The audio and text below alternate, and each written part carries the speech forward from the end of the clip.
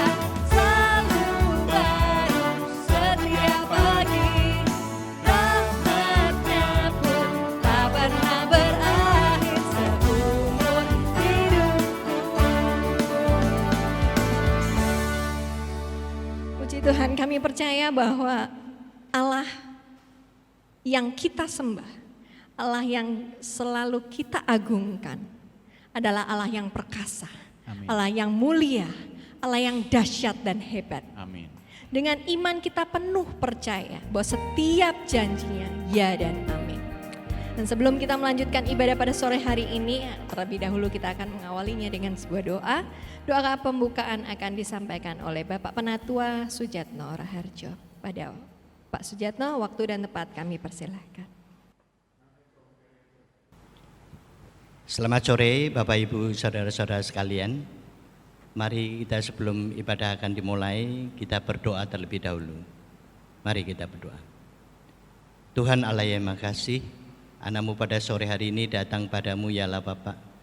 Kami mengucap syukur Tuhan untuk kasih karunia, kesehatan, keselamatan, demikian juga anugerah dan rahmat Tuhan di dalam setiap kehidupan jemaat-Mu di tempat ini, sehingga kami boleh beribadah walaupun secara live streaming. Biarlah kiranya Tuhan urapi dan berkati untuk setiap jemaat-Mu di tempat ini, terutama untuk hamba Tuhan Bapak Andi Budi Krista yang akan menyampaikan kebenaran firman-Mu pada sore hari ini. Tuhan urapi dan berkati. Biarlah kiranya melalui kebenaran firman Tuhan yang disampaikan boleh menguatkan, memperbarui dan meneguhkan iman kami. Dan biarlah kiranya kami boleh senantiasa berserah dan bersandar hanya kepada Tuhan kami, Yesus Kristus. Biarlah kiranya Allah yang senantiasa menolong di dalam setiap kehidupan kami, hari lepas ke sehari, di dalam kehidupan, kegiatan kami, yang bekerja, yang buka toko, Tuhan urapi dan berkati. Terutama Tuhan lindungi kami semua dari penularan virus corona ini ya Bapak, agar supaya kehidupan kami ada senantiasa dalam pemeliharaan dan penyertaan Tuhan. Dan biarlah kiranya Tuhan juga urapi dan berkati untuk pemerintah bangsa kami. Biarlah kiranya melalui penemuan virus corona, Tuhan kiranya urapi dan berkati ya Bapak. Kiranya melalui obat yang akan disampaikan pada segenap rakyat Indonesia yang akan dimulai bulan November atau Desember mendatang, Tuhan urapi dan berkati sehingga pandemi corona ini boleh semakin hari semakin berkurang dan Tuhan memimpin dan memelihara bangsa kami ini ya Bapak. Terima kasih Tuhan, kami mau menyerahkan ibadah kami dari awal, pertengahan hingga akhir hanya di dalam nama Yesus Kristus. Amin. Terima kasih atas doa yang telah disampaikan. Sebagai orang percaya kita harus punya iman dan pengharapan. Hanya kepada Tuhan saja kita bersandar. Sebab Dia yang menjamin hidup kita dari dulu, sekarang, bahkan untuk selama-lamanya. Dengan iman kita akan melaju, melangkah maju. Karena apa yang tak mungkin bagi manusia pasti mungkin bagi Allah. Mari kita akan angkat sebuah pujian dengan imanku.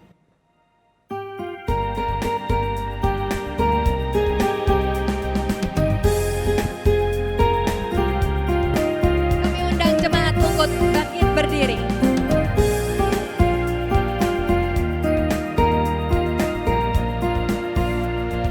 Tak mungkin bagi manusia, tapi itu pasti bagimu. Tak layak di mata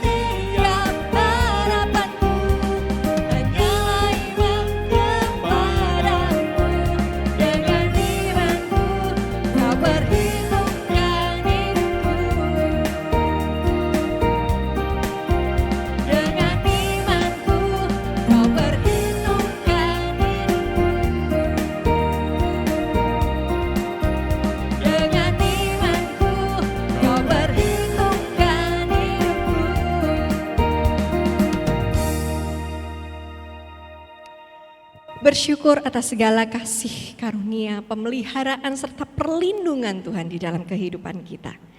Segala berkat dan kebaikan yang telah Dia curahkan atas kita, hendaknya itu menjadi pengingat bagi kita untuk tetap bersyukur dalam setiap keadaan kita.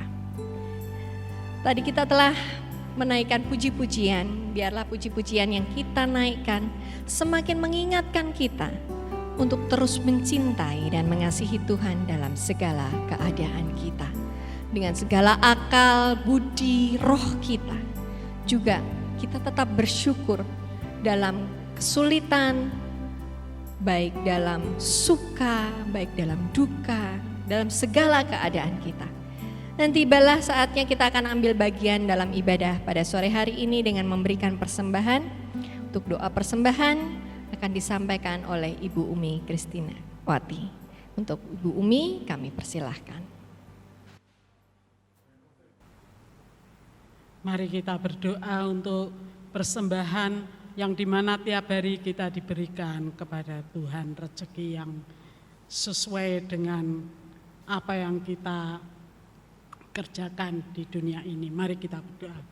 Tuhan, kembali kami mengucap syukur Tuhan untuk apa yang Tuhan berikan kepada kami, rezeki kami, semuanya kami bawa kepadamu Tuhan Yesus.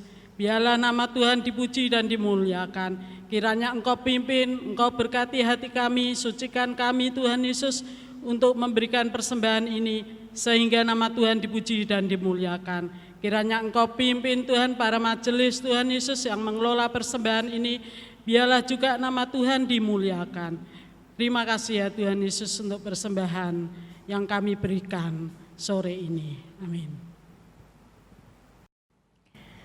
Sebentar kita akan mendengarkan firman Tuhan yang akan disampaikan oleh Bapak Andi Budi. Baiknya kita akan mempersiapkan hati dan pikiran kita untuk mendengarkan firman Tuhan. Mari kita angkat satu pujian, Yesus padamu ku berseru.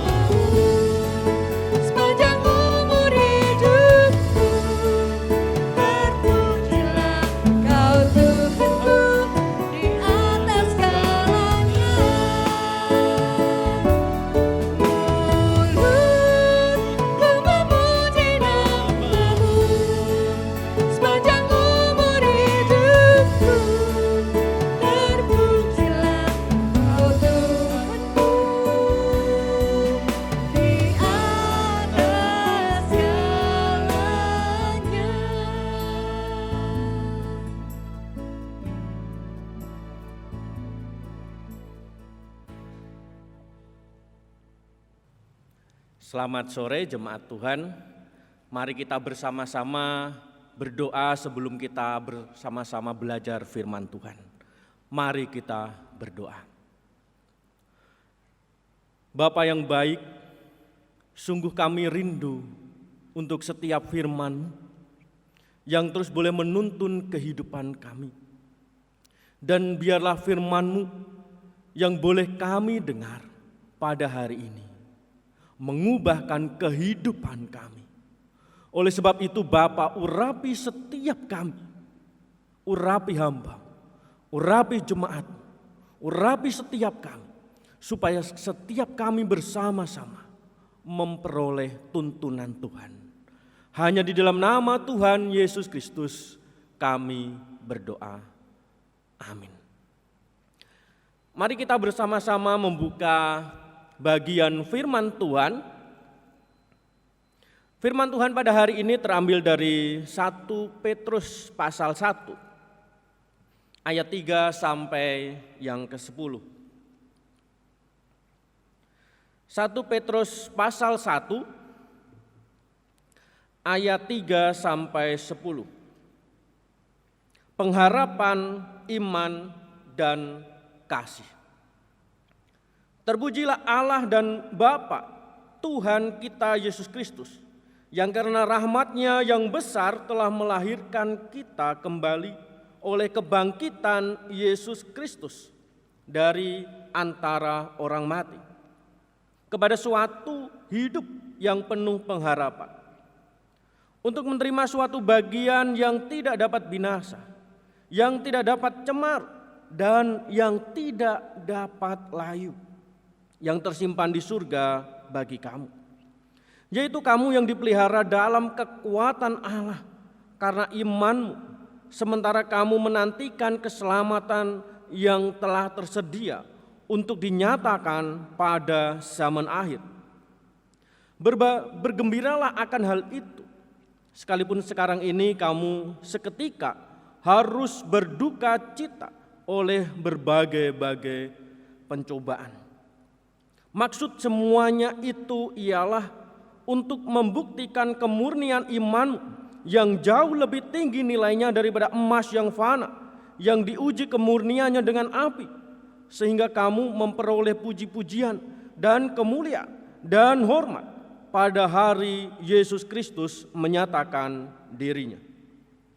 Sekalipun kamu belum pernah melihat Dia, namun kamu mengasihinya, kamu percaya kepada Dia, sekalipun kamu sekarang tidak melihat. Kamu bergembira karena sukacita yang mulia dan yang tidak terkatakan, karena kamu telah mencapai tujuan iman, yaitu keselamatan jiwamu. Keselamatan itulah yang diselidiki dan diteliti oleh nabi-nabi yang telah bernubuat tentang kasih karunia yang diuntukkan bagimu. Terpujilah nama Tuhan. Pada hari ini kita akan belajar tentang oleh karena rahmat-Nya. Oleh karena rahmat-Nya. Nah, saya teringat tentang seekor kucing. Nah, di depan rumah saya ada seekor kucing yang tiba-tiba datang. Nah, tentu setiap kita, mungkin di antara kita ada yang senang memelihara kucing. Oleh karena bentuknya yang khas, tetapi akan berbeda jika kucing itu adalah kucing lokal, kucing yang terbiasa di jalanan. Nah, seekor kucing yang mampir ke rumah saya itu adalah seekor kucing yang lusuh, seekor kucing yang kecil dan ada beberapa borok di bagian tubuhnya. Nah, seekor kucing yang sebenarnya sungguh kotor, sungguh tidak layak. Nah, tetapi di situ saya melihat dan saya memulai memberikan minum, saya memberikan makan, dan saya di sana merenungkan. Sesungguhnya kehidupan kita. Hidup kita saat ini sesungguhnya jauh tidak layak dibanding seekor kucing itu. Kehidupan kita sebenarnya penuh dengan dosa, penuh dengan borok, penuh dengan cacat. Tetapi Allah tetap mengasihi kita. Allah tetap memelihara kita. Allah tetap menolong kita. Kasih Allah kepada kita jauh lebih besar. Dan kemudian melayakkan kita. Kita adalah orang berdosa. Orang berdosa yang berdosanya sungguh nyata. Tentu nyata di hadapan sesama kita. Kalau kita bertanya kepada saudara, keluarga atau sesama. Dan kita minta untuk menuliskan apa saja hal-hal yang pernah melukai hatinya dari hidup kita atau perkataan kita. Tentu catatan itu akan begitu banyak. Oleh karena apa? Oleh karena kesalahan kita begitu besar.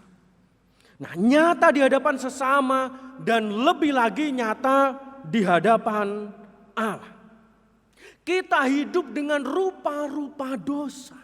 Banyak dosa yang kita lakukan bahkan sampai hari ini. Kita menjadi anak-anak Tuhan, tetapi dosa itu terus kita hidupi. Seperti halnya yang dikatakan dalam Galatia 5 ayat 19 sampai 21. Perbuatan daging telah nyata, yaitu percabulan, kecemaran, hawa nafsu, penyembahan berhala, sihir, perseteruan, perselisihan, iri hati, amarah, kepentingan diri sendiri, percideraan roh, pemecah, kedengkian, kemabukan, pesta pora, dan sebagainya. Itulah dosa-dosa yang sebenarnya mengitari kehidupan kita. Kalau kita diberikan pertanyaan dan kita akan jawab jujur, tentu bagian baik salah satu ataupun lebih ada yang sering kita lakukan. Itulah kita. Dan apa yang dikatakan? Terhadap semuanya itu kuperingatkan kamu seperti yang telah kubuat dahulu. Bahwa barang siapa melakukan hal-hal yang demikian, ia tidak dapat bagian dalam kerajaan Allah.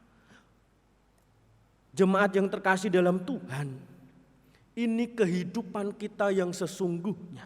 Kehidupan yang dipenuhi oleh dosa. Inilah juga yang pada waktu itu yang dimaksud oleh Petrus, yaitu mereka juga menghidupi kehidupan yang semacam itu. Namun oleh karena rahmat Allah yang begitu besar, mereka memperoleh rahmat, memperoleh anugerah, memperoleh kasih Tuhan untuk menjadi manusia yang dilahirkan baru. Dalam 1 Petrus 1 ayat 2 dikatakan, yaitu orang-orang yang dipilih sesuai dengan rencana Allah Bapa kita dan yang dikuduskan oleh Roh-Nya supaya taat kepada Yesus Kristus dan menerima percikan darahnya. Kiranya kasih karunia dan damai sejahtera makin melimpah atas kamu. Demikian juga kita, demikian juga mereka dipilih sesuai dengan rencana Allah, dikuduskan oleh Roh Kudus supaya untuk taat kepada Tuhan Yesus. Tentu itulah hidup baru. Baik kita, baik mereka yang disampaikan oleh Petrus. Lalu mereka telah menerima rahmat Allah. Mereka telah menerima kasih Allah. Demikian juga kita. Kita juga menerima kasih Allah. Kesempatan-kesempatan yang Tuhan berikan kepada kita. Kesempatan untuk menjalani hidup bersama-sama dengan Dia. Itu adalah rahmat Allah. Lalu bagaimana supaya kita tetap dapat hidup di dalam? Bagaimana kita menjaga rahmat itu? Bagaimana kita menghidupi di dalamnya? Mari kita perhatikan. Yang pertama, milikilah pengharapan. Milikilah pengharapan. Ketika kita berbicara tentang sebuah pengharapan, kita lebih suka mengingatnya atau mengaitkan dengan impian-impian, harapan-harapan, atau sesuatu yang kita akan capai ke depan, sesuatu yang berkaitan dengan masa depan, sesuatu yang berkaitan dengan apa yang kita rindukan di dunia ini, sesuatu yang penuh kelimpahan. Tentu itu tidak salah. Namun pengharapan yang dimaksudkan ini ialah pengharapan yang bersifat kekal, bukan sementara, yang bersifat rohani dan bukan materi.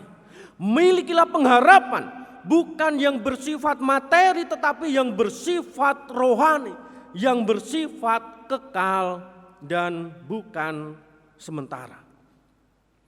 Bapak Ibu Saudara yang terkasih di dalam Tuhan, orang-orang yang disurati oleh Petrus, yaitu orang-orang pendatang seperti yang tertulis dalam pasal yang pertama ayat yang pertama.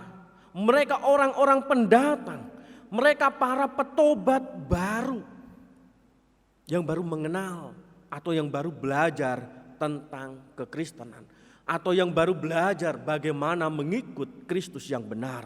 Yang dahulu mereka hidup di dalam dosa, sekarang mereka hidup di dalam Kristus. Menjadi sesuatu yang tidak mudah sebenarnya bagi mereka ketika mereka baru memulai imannya, baru berusaha mengenal bagaimana hidup di dalam Tuhan, bagaimana berusaha hidup benar, bagaimana berusaha hidup kudus. Mereka harus menghadapi sesuatu yang berat.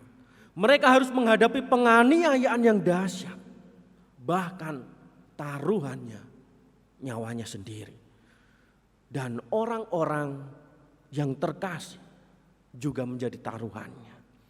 Nah, jika bukan ada sesuatu yang jauh lebih besar yang menguatkan hati mereka, tentu mereka akan menjadi tawar hati. Mereka baru mengenal Tuhan, tiba-tiba ada penganiayaan yang mengancam nyawanya, yang mengancam keluarganya, yang mengancam saudara-saudaranya. Itu hal yang tidak mudah, sesuatu yang sulit.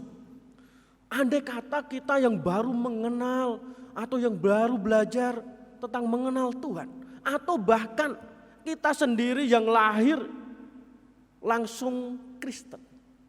Kita lahir di dalam keluarga Kristen, kemudian kita bertumbuh, kita banyak belajar.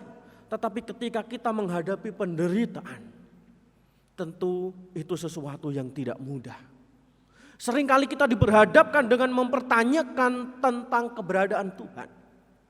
Lebih-lebih lagi mereka yang baru mengenal, tiba-tiba mendapatkan tantangan, penganiayaan. Tetapi yang luar biasa adalah mereka tidak menjadi tawar hati. Dalam Amsal 20 ayat 10 di sana dikatakan, jika engkau tawar hati pada masa kesesakan, kecillah kekuatanmu. Mereka tidak tawar hati di dalam kesesakan. Oleh karena apa? Mereka memiliki pengharapan. Pengharapan yang bersifat kekal, bukan yang ada di dunia ini. Mereka tidak begitu mengharapkan akan kekayaan. Mereka tidak mengimpikan akan kejayaan.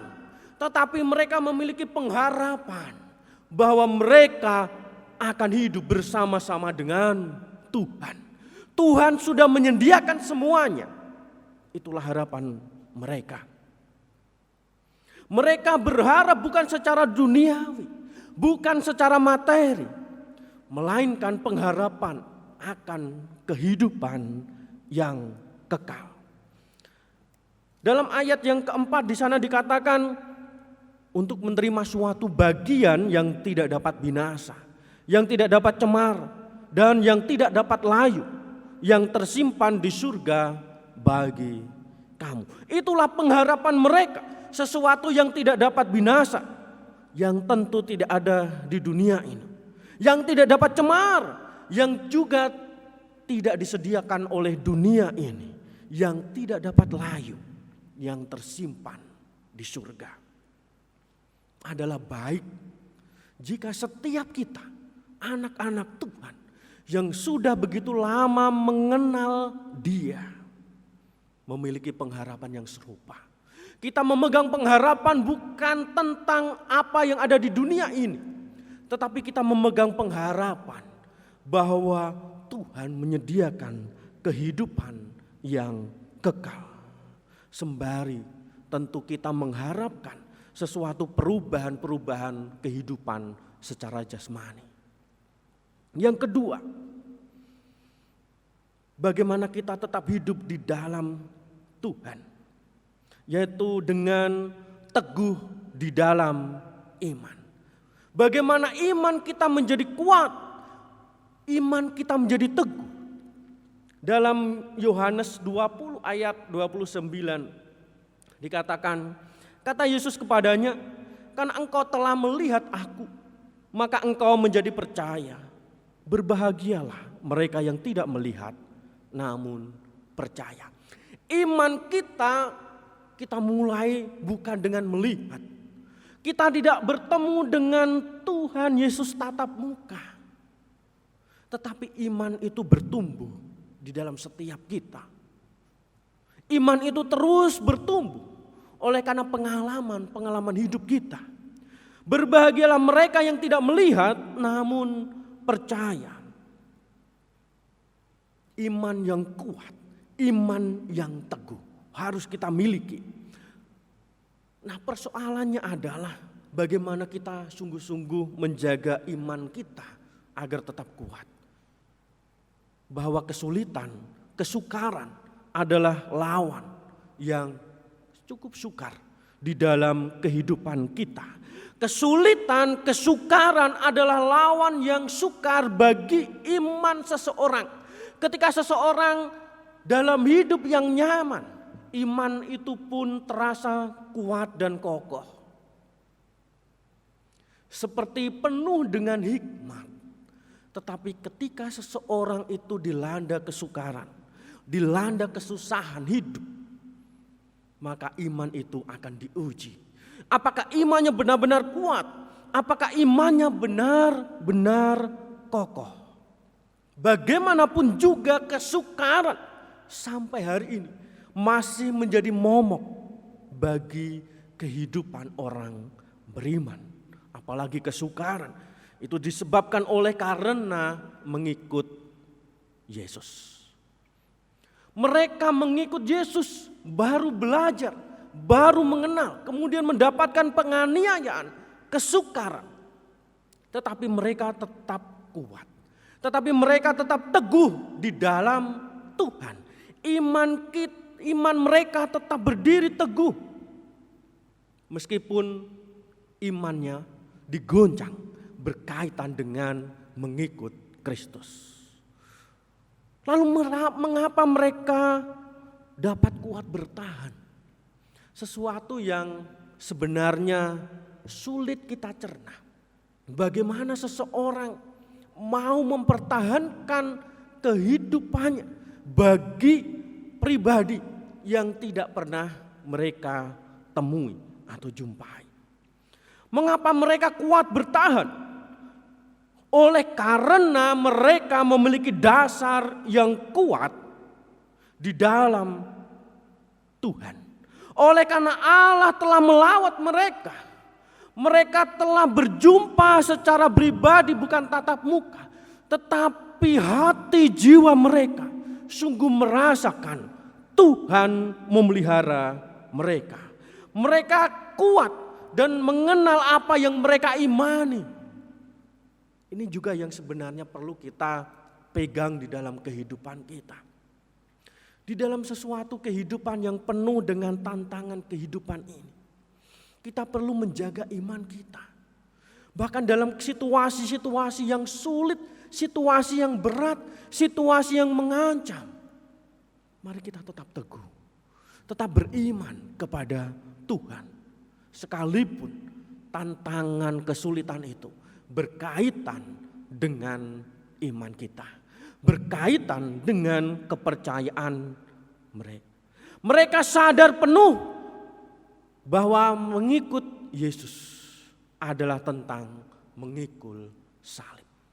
Mengikut Yesus adalah tentang memikul salib. Mereka sadar, mereka tahu, karena mengikut Yesus sesungguhnya bukan tentang kemakmuran. Mengikut Yesus bukan tentang keberhasilan, capaian-capaian, atau kejayaan, atau kehormatan, tetapi tentang penembusan dosa. Mengikut Yesus adalah tentang penebusan dosa dan keselamatan. Kita ditebus olehnya dan kita diselamatkan. Yang telah dianugerahkan di dalam kehidupan kita melalui pengorbanan Tuhan Yesus di kayu salib. Itulah mengikut Yesus. Tentang salib, bukan tentang kemakmuran, kejayaan, keberhasilan dan suatu hal yang lainnya yang membanggakan di dalam dunia ini. Tetapi tentu membanggakan di hadapan Tuhan. Membanggakan bersama-sama dengan Tuhan. Itulah mengikut Yesus. Oleh sebab itu mereka tidak menjadi tawar hati ketika mereka menghadapi penganiayaan yang begitu berat. Nyawa mereka terancam. Keluarga mereka terancam, mereka tidak menjadi tawar hati. Mereka tetap menerima dan telah menerima keselamatan jiwa mereka. Ayat 9 dikatakan, karena kamu telah mencapai tujuan imanmu, yaitu keselamatan jiwamu. Jemaat Tuhan, mari kita tetap teguh di dalam iman. Kita percaya bahwa dalam mengikut Tuhan ada sesuatu yang jauh lebih besar yang tidak kita bisa pikirkan, yang tidak disediakan oleh dunia ini. Mari kita tetap beriman, kita tetap teguh karena mengikut Yesus adalah tentang penebusan dosa, tentang jaminan keselamatan bagi setiap kita. Nah, seseorang yang benar-benar mengikut Yesus akan sadar bahwa imannya jauh lebih berharga daripada apapun juga. Siapapun kita, ketika kita mengikut Yesus, kita harus benar-benar sadar bahwa iman kita adalah sesuatu yang jauh lebih berharga daripada apapun juga yang ditawarkan oleh dunia. Jangan jual iman kita. Jangan pertaruhkan iman dengan sesuatu yang lain. Tetapi tetap teguh di dalamnya. Tetap percaya kepada Tuhan. Tetap yakin bahwa dosa kita telah ditebus. Tetap yakin ada pengharapan. Tetap yakin bahwa kita telah menerima keselamatannya. Yang ketiga, hidup yang mengasihi Allah. Kita telah memiliki pengharapan. Lalu kita juga teguh di dalam iman. Tetapi kalau kita tidak mengasihi Allah, maka semuanya itu akan menjadi sia-sia. Kita tidak menjaga rahmat Allah yang begitu besar itu. Nah, oleh sebab itu mari kita hidup dengan mengasihi Allah. Ayat 8. Sekalipun kamu belum pernah melihat Dia, namun kamu mengasihinya. Kamu percaya kepada Dia.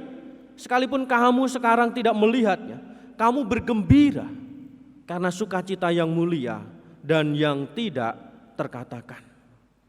Hidup mengasihi Allah adalah hidup yang sungguh-sungguh bentuk pengenalan kita kepada Dia. Sekalipun mereka belum pernah melihat Dia, mereka sungguh mengasihi dan percaya. Tidak hanya berhenti pada pengharapan yang begitu luar biasa. Sudah memiliki pengharapan, tidak berhenti pada kuat di dalam iman sebagai respon atas rahmat Tuhan yang diberikan kepada kita. Kita perlu sungguh-sungguh mengasihi Dia dengan hidup kudus dan hidup benar di hadapannya. Pengharapan adalah baik dan harus kita miliki. Iman yang teguh juga sungguh baik, harus kita miliki. Tetapi kita juga harus mengasihi Allah. dengan hidup kudus dan hidup benar di hadapannya. Bagaimana hidup kudus dan hidup benar? Atau bagaimana kita mengasihi Allah? Bagaimana kita dapat mengasihi Dia? Kita perhatikan dalam 1 Yohanes 4 ayat 20. Jikalau seseorang berkata, aku mengasihi Allah, dan ia membenci saudaranya, maka ia adalah pendusta. Karena barang siapa tidak mengasihi saudaranya yang dilihatnya, tidak mungkin mengasihi Allah yang tidak dilihatnya. Hidup mengasihi Allah adalah hidup di mana kita mengasihi sesama kita.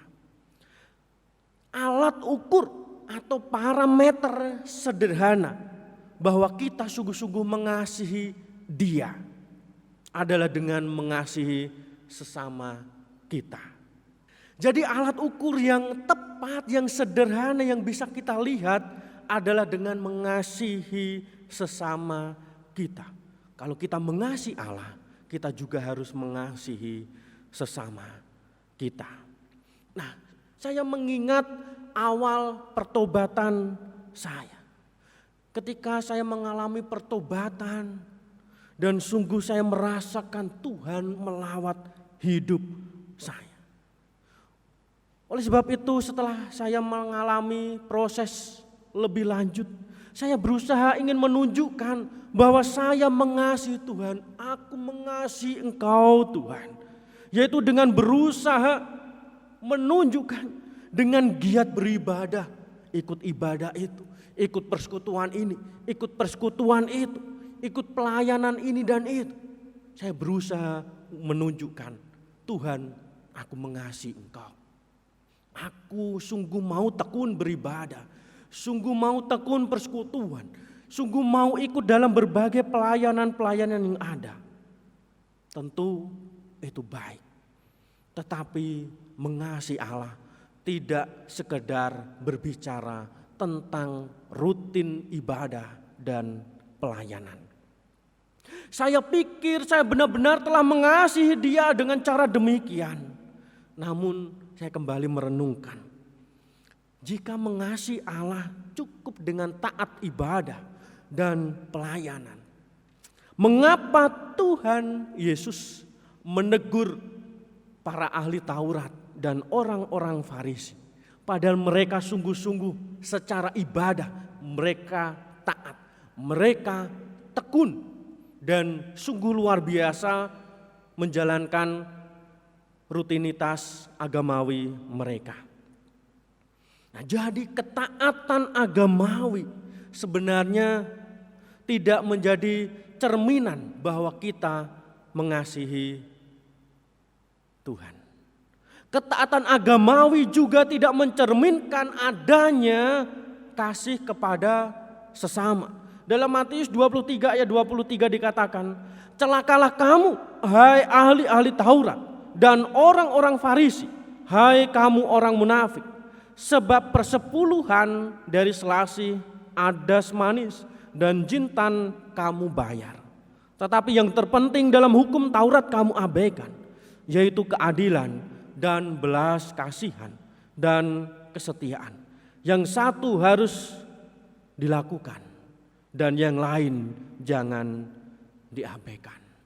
Jadi mengasihi Allah adalah tentang mengasihi sesama kita. Yang satu dilakukan ibadah tekun, pelayanan sungguh luar biasa, demikian juga harus mengasihi sesama. Itulah mengapa jemaat mula-mula, kalau kita membaca bagian firman Tuhan yang ada di Kisah Para Rasul, bagaimana jemaat mula-mula di Yerusalem mempraktekkan kasih kepada Allah. Mereka berkumpul tiap-tiap hari di bait Allah serta memecah-mecahkan roti bersama-sama secara bergilir. Ada ibadah, ada berbagi. Inilah kasih yang dimaksud. Mari kita hidup dengan mengasihi Allah, yaitu dengan memperhatikan sesama, menjaga perkataan kita supaya kita tidak melukai sesama, menjaga tindak laku kita supaya tidak lukai sesama kita, menjaga kehidupan kita sedemikian rupa dengan hati-hati. Itulah mengasihi Allah. Oleh sebab itu Petrus menasihatkan mereka demikian dalam ayat yang ke-22. Masih di pasal yang pertama. Karena kamu telah menyucikan dirimu oleh ketaatan dan kebenaran, sehingga kamu dapat mengamalkan kasih persaudaraan yang tulus ikhlas. Hendaklah kamu bersungguh-sungguh saling mengasihi dengan segenap hatimu. Karena kamu telah dilahirkan kembali bukan dari benih yang fana, tetapi dari benih yang tidak fana, oleh firman Allah yang hidup dan yang kekal. Bapak Ibu Saudara yang terkasih dalam Tuhan, hidup mengasihi Allah adalah hidup yang sungguh-sungguh menjaga hidup kita. Taat, hidup kudus, hidup benar di hadapan Allah dan di hadapan sesama. Menjaga benar-benar dengan taat beribadah, taat melayani Tuhan, dan juga mengasihi sesama. Tidak melukai hati mereka, tetapi bersama-sama menyatu di dalam kehidupan dengan orang lain. Jadi kasih Allah, rahmat Allah yang diberikan kepada kita. Kita hidup sampai hari ini oleh karena rahmat Allah yang begitu besar. Kita adalah pribadi yang tidak layak. Kita adalah orang berdosa yang buruk, banyak boroknya, yang seharusnya tidak layak mendapat kasih Allah. Tetapi kita dilayakkan oleh karena kasih Allah. Mari kita hidupi kasih Allah itu dengan terus memiliki pengharapan, terus teguh di dalam iman, dan hidup mengasihi Dia di dalam Tuhan. Supaya apa? Supaya hidup kita adalah hidup yang berkenan di hadapan Tuhan. Itulah hidup baru yang diberikan kepada setiap kita. Mari kita hidup penuh pengharapan, tetap teguh di dalam iman, dan dalam situasi menghadapi pencobaan, dan tetap mengasihi Allah. Kiranya firman Tuhan yang kita renungkan sungguh-sungguh menuntun kehidupan kita hari lepas hari. Tuhan Yesus memberkati. Mari kita berdoa.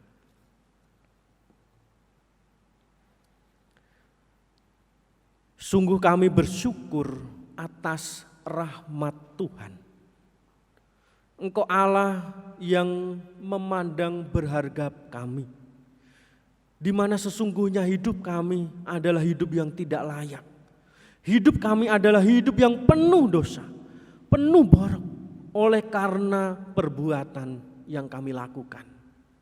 Terima kasih Bapa, Engkau telah melayakkan kami untuk menjadi anak-anak-Mu Tuhan. Oleh sebab itu Bapa, mampukan kami untuk memiliki pengharapan, mampukan kami untuk tetap teguh di dalam iman, di dalam segala pencobaan hidup, dan terus hidup mengasihi Allah dengan mengasihi sesama. Terima kasih. Hanya di dalam nama Tuhan Yesus Kristus kami berdoa. Amin. Demikianlah pemberitaan firman Tuhan yang telah disampaikan oleh Bapak Andi Budi. Kiranya firman Tuhan yang telah disampaikan akan merema di hati kita sekaligus juga menjadi pengingat dan bagi kita akan segala kasih, kebaikan, rahmat Tuhan, bahkan kemurahan Tuhan yang telah kita terima hari lepas hari. Untuk mengakhiri ibadah pada sore hari ini, kita akan angkat sebuah pujian kemurahan Tuhan.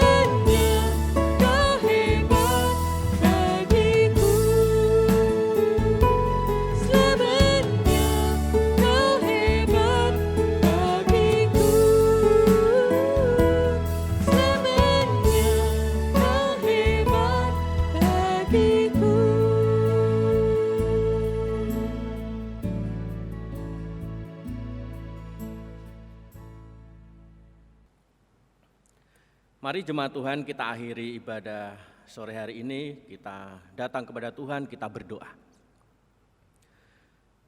Bapa, kami sungguh bersyukur bahwa rahmat-Mu yang terus boleh memelihara kehidupan kami.